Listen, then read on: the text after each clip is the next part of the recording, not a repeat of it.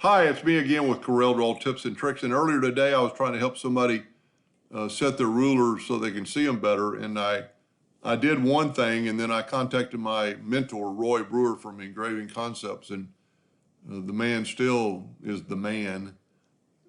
But if you go to Tools, Options, Customization, right here under Appearances, it's right there, and bump it up to like 125%. Hit Enter. And now your rulers are quite a bit bigger.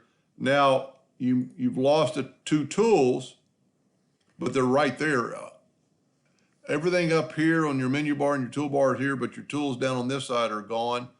But you know, if you're doing a lot of, she was asking because she does a lot of work with 1/4 inch, and so let's bring in an indexing line, and then our nudge factor set on 1/4 inch, so it moved it over. It's quite a bit easier to read. Now you can go too far and go Tools, Options, Customization, and you could go to 150% and then hit Enter.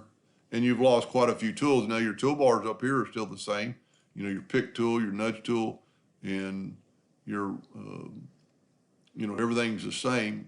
Ratio lock's a lot bigger. You can see it a lot better. Everything's a lot more visible, but you've lost all these tools now.